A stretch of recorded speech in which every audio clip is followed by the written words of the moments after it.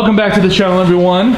I'm Stav. And this is Malaka Motorsports. And we're doing stuff on slow cars. And you're not really good at? Nothing. I was going to say improv.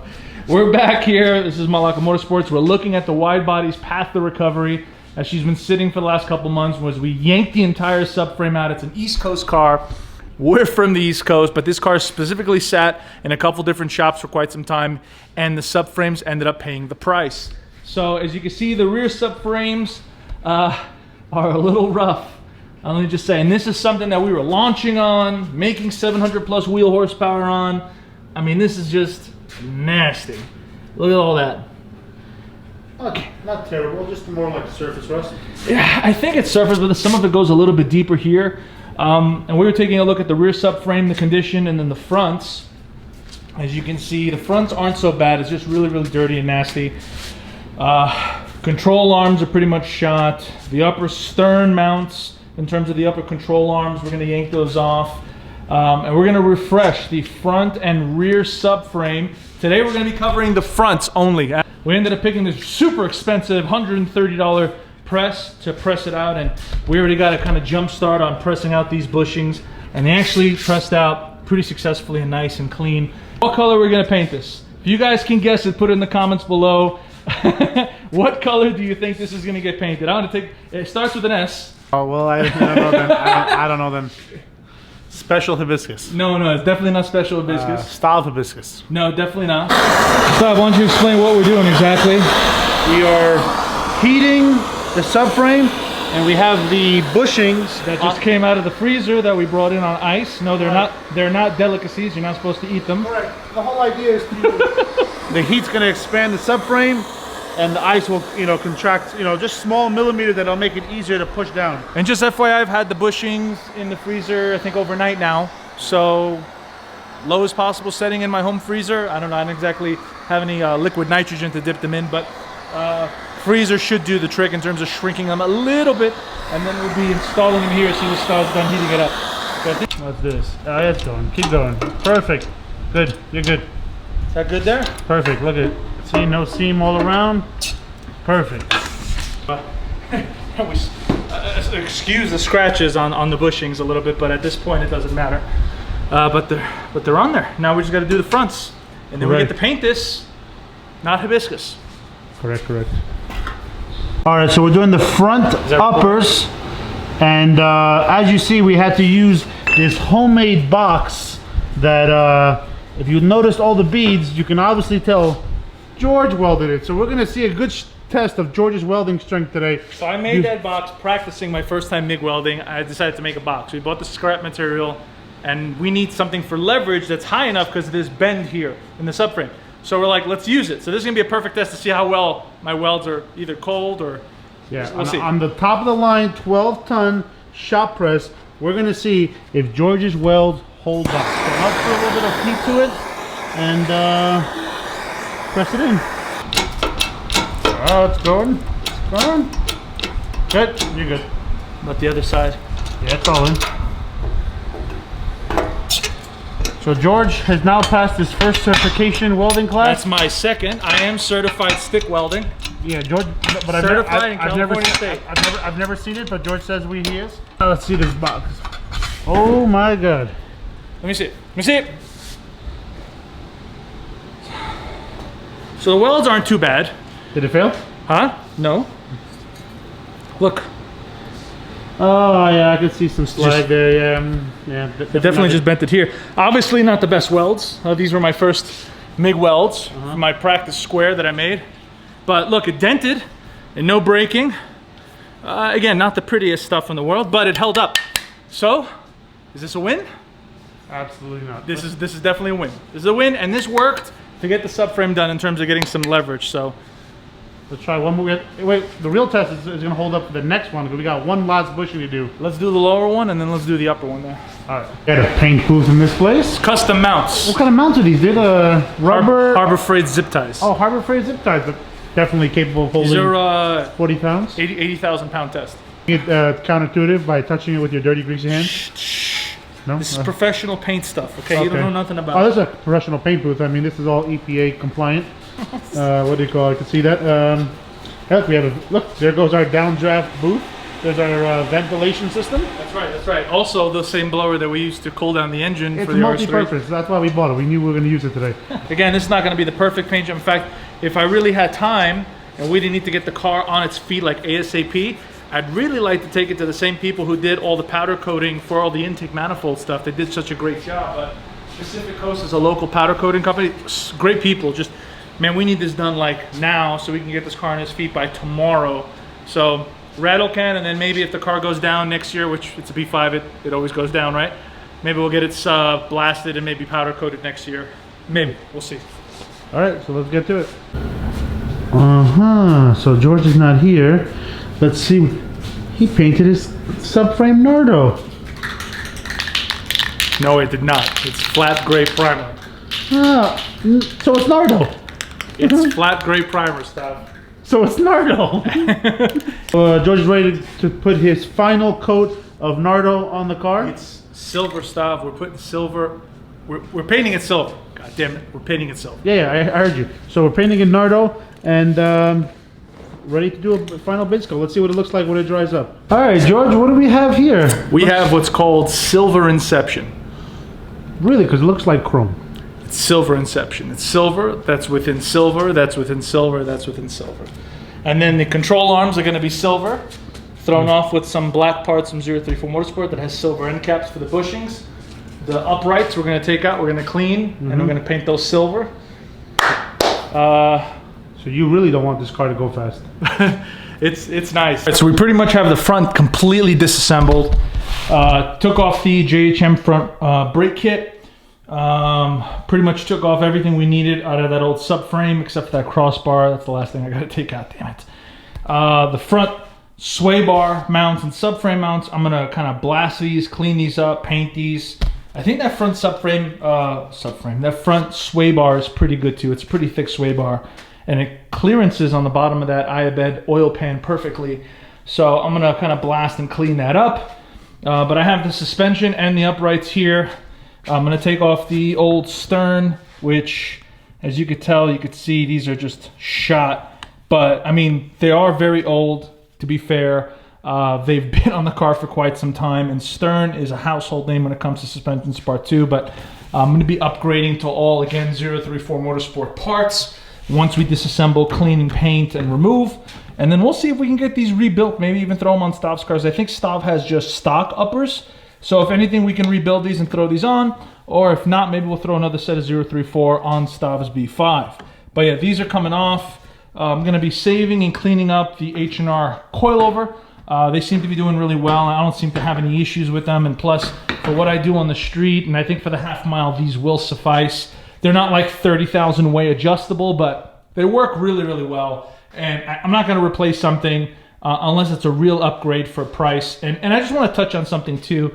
You know, you guys may say, how come you're not going with tubular front subframes? Everyone's going tubular. Well, actually, we were the first ones to purchase. At that time, they were called AK Motorsport, front and rear tubular subframes for the B5. I was actually going to install it in the Widebody. Chris Green over at USP Motorsports hit us up, and they needed a set to lose some weight for the quarter mile. This was, I think, mid-year 2018. So the car wasn't together at that point. It's not really together now, but it wasn't together at that point, and it wasn't really a priority. So I sold it to them, and I never rebought them again. Now, I'm going to be using my budget that I would normally spend on, like, let's say, a tubular front subframe and rear subframe kit. I'll throw another picture of it, how it looks. It looks pretty badass. Hit up Verkline now that they've changed their name. The product is really, really badass, but I'm going to be using my budget towards changing up the intercooler setup, relocating the radiator to the back, upgrading the cluster to the new Haltech IQ7. There's a lot of other things that I'm going to be spending my money on. So the stock subframes will suffice once we clean them up. And again, we're going to be upgrading, and I already have here on the front one, to the billet 034 solid subframe bushing. So again, we're moving, relocating the budget that I would normally spend on that, and spending on things that I think would matter a little bit more for what I have planned for the car. Again, such as the intercooler, cluster upgrades, rear mounted radiator, all that jazz. So do I think the tubular front and rear subframes are cool? Cleo, what do you think? Yeah, she's not that excited. I think they're cool. I think they're great. If you can squeeze it in your budget, definitely snag them. They look awesome. But in my budget, it doesn't fit out. So I'm going to be spending my money where I think I need it, and that's to go faster, safer, and finish the race in one piece rather than a one-shot glory. So that's my comment on that when it comes to tubular subframes. Go for it if you got it. I don't, so I'm going to be spending my money where I need it, rather. Now, maybe down the line if I need to, and I'm able to allocate a certain amount of budget to spend on the tubular subframes, which is, I think it comes out to just a little over $2,000. I might, and I will. But right now, this should suffice, and it should be good for quite some time. Use the mess on top of the table. We've already started assembling some of the painted parts. I fast-forwarded through some of that stuff, because I'm pretty sure you guys didn't want to see me, like, for 10 minutes paint stuff, but I did want to just kind of talk about this, which I'm really impressed with, is the Self-Etching Primer that I got from Pet Boys. So it seems to work really well. I kind of went through, they found some rust spots. This is the front sway bar. I'm not going to upgrade it because it's already thick as hell. It works really well, and it clears all the VR6 stuff that I have. So there were some heavy rust spots, and I took care of that with my flap disc on top of my grinder, smoothened everything out by hand, and then did first 2 coats of the etching primer. And what this is supposed to do is essentially etch itself into the surface and help kind of make this thing last and not rust again. So I've used it pretty much on the rest of the parts that I painted. Once I clean up this tabletop, I'll show you guys it all come together, but it looks really, really good. Obviously, I went silver on a lot of these parts, including the subframe. I didn't paint the control arms, but I think the silver and black will be a nice contrast. A lot of the 034 MotorSport, especially the upper control arms, are black, and it's a nice contrast. Ended up cleaning up the H&R coilovers that I had on the car before. And the red is kind of nice. I wish I had a silver spring, but hey, listen, we're going to roll with what we got. It's the same coilovers that I had on the car before. But it's starting to come together really, really nicely, guys, especially from what it was before. And I'll throw up a real picture real quick of what this thing looked like before. Essentially like that. You know, rusty, nasty, old, replaced all the old control arms, the density line from 034 MotorSport, and then all the stock ones kind of came off and they were nasty. And man, and really, really, really need for replacement. And I can't stress enough, we went with their density line. So not only is it a replacement, it's also an upgrade. This thing should ride really nice. So we're gonna finish up the fronts here in a second. I'm just, again, finishing up the base coating for the primer, the self-etching on the sway bar. And then right now I'm degreasing the lower subframe mounts and then the caps for the sway bar, and they basically just go under here, and then the sway bar installs underneath here and then hooks up to these end links. So before I finish this off and then assemble the passenger side, because I haven't thrown everything on there again, I'm gonna wipe those down, clean them, wipe them with some acetone, and then start painting. I might even hand sand some of those caps there because they're big, rusty, and nasty. Again, normally I would powder coat a lot of these parts. I've fallen in love with a lot of really cool powder coating stuff that I've done recently with Pacific Coast. It's a local powder coater here in Palmdale, Lancaster area. But I'm crunched on time, and I need this car together suspension-wise, so I can start mocking up the intercooler here in the next few days. So didn't want to take all the parts there, wait for them to get blasted, coated, then wait for them to get back. So basically did this in 24, 48 hours, and I'm essentially done. I'm just doing and waiting on the sway bar. It actually looks pretty good. Self-etching primer. I know I got some on the threads over there. That's probably not a good idea. I'll probably have to clean that up later, but it looks pretty good. Sway bar came out nice with the silver, and then I used the same brand. Actually, these are Krylon rust. Was it Krylon Duplicolor? Is it 2 different ones? Let's see. Actually, yeah, 2 different brands. My bad. Duplicolor for the self-etching primer, and then Krylon for the rust tough, just in case there's any there. Actually comes out really nice, and it's a nice shade of silver too. I mean, every shade of silver is nice, but it's nice and light, nothing too crazy. Oh, while we're waiting for these pieces to cure and dry, especially the sway bar, we're going to continue. I already installed the passenger side caliper. Everything's kind of bolted in nice and tight, and you can see it's much cleaner. Obviously it's not mint, but it's a lot better than what it was. I'm not going to repaint the calipers. They're already silver. I just kind of scrub them as best as I could. You know, they're gonna get a lot of abuse, so I didn't really care about cleaning these up too much. But a little scrub, a little fucking sponging, and we were good to go. But these, I'm gonna need to put the dust covers on. I'm gonna have to show you what they are. I'm gonna show you guys So these dust covers right here, I already put one in just to kind of see what it was like, and I installed the cap. So the best way I could see how to install these is by unscrewing them. So you're basically taking apart the actual upper, right? And you're pulling this bad boy off, and then you're pulling this out, essentially. So that's out, and you can leave this inside. So you're gonna slide the dust cover over this, and it's a little tricky. You don't have to lube this up or anything, but how can I show you without messing this up too much? So I'll show you guys how I do it. Basically is, and I think 034 shows this on their site. So I go through here and then just stretch it and then just slide it over, and then I kind of just, you know, straighten it out. And these are provided by 034. Do I think these should be pre-installed by 034? I think so. I think it's a pain in the butt to have them, or at least to put them on afterwards. That's just me being, you know, complainy, but it is cool that they include them with it. So you can put them on or choose to throw them on later whenever you want. Some people may not want to run them at all because of how often they service them, track them. It doesn't make any sense to put this on. I'm pretty much thinking about lubing these up and then leaving these dust covers on and then never having to service them until they actually just wear loose. But there may be some people that do a lot of heavy track, drag racing. Maybe they service these and have to rebuild these a lot more often than I do. Hey guys, we are done with the front subframe, complete underbody, suspension, control arms, subframe bushings, you name it, we did it. Lower control arms, upper control arms are adjustable. We got all the dust boots on every side. I didn't put the inner ones on, but I may throw those on. It just looked like a pain in the butt, so I'm just gonna kind of leave those as is. But they provided enough in the kit where we could put more. So, but that looks great. And again, I thought maybe it would be too much silver for the underbody, but I absolutely love it. I'm thinking for the rear to do the same thing and then do the diff black to have a little bit of contrast. But I love that. That looks great.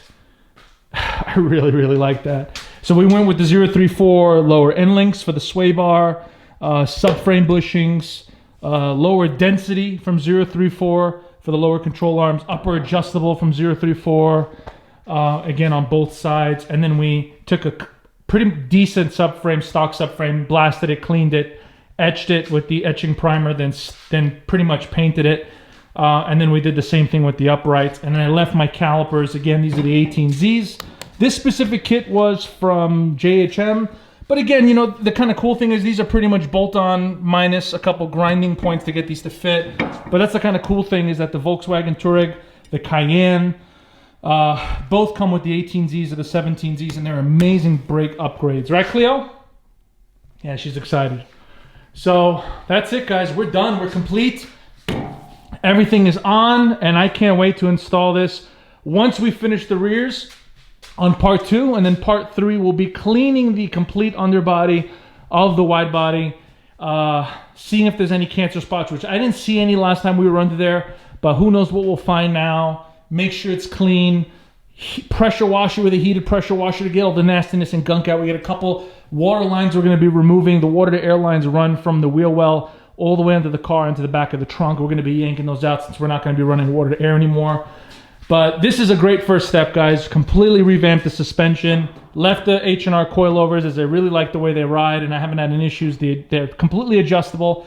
They don't have dampening adjustment on this, but other than that, it's been really good for what I needed. I know there's a lot of other crazy coilover kits, but so far this has been pretty good. Maybe I'll upgrade in the future, but for now, this will do. And that's it, guys. I'm going to wrap this up. I'll include some of the links for these products from 034 for those of you guys that are interested in revamping it yours on the B5, the C5, whichever Audi you may have. I'm really impressed with the quality of the kit in terms of the installation. I didn't have any quality issues getting this stuff in. The boots weren't that much of a pain in the butt to put in, even though they weren't super enjoyable. So I complained a little bit, but then I kind of figured it out and got used to it, and I kind of just put it behind me. But that's the only thing that was a pain in the butt with this install, was just this rubber boot. Other than that, I'm really, really impressed with everything and how it all came together. Again, you saw us install the subframe bushings. Those are pretty simple. Popping them out, installing these. And that's it, guys. That is absolutely it. I'm going to end this for part 1 of the Widebody's subframe / suspension restoration. I think after we're done with this subframe mod, both the part 1, part 2, and part 3, the only thing left to do on the car body-wise would be maybe the bodywork and getting a real paint job as opposed to the wrap that we have on there. So I'm gonna take this one step at a time. Again, get the car back on its feet, get the new intercooler system mocked up, get it running again, making some power, and then maybe making it look proper and getting a real paint job. It's a bit expensive and it's a little lengthy, you know, especially if you take it to a legit shop to do it right. But maybe that's what's required to get this car all cleaned up and nice. Anyway, that's it for this episode, guys. I'm George. This is Malaka Motorsports. I hope you've enjoyed this video. If you haven't already, hit that like and hit that subscribe. It really helps telling YouTube that, hey, these videos should belong in the recommended section. So smash that like if you can. I know a lot of other YouTubers say that. I'll tell you that now. It really does help. And that's it. That's it. That's it. I'm so excited, beyond excited to get this car back together. And I can't wait to kick off part 2. We'll see you guys for this video. Part 2 will be for next weekend. But we have another video coming up in a couple days for Stav's update video and kind of surprises that he has for his B5 and upgrades. So I'm George. This is Malaka Motorsports, and I'll catch you in the next video. Appreciate you guys watching.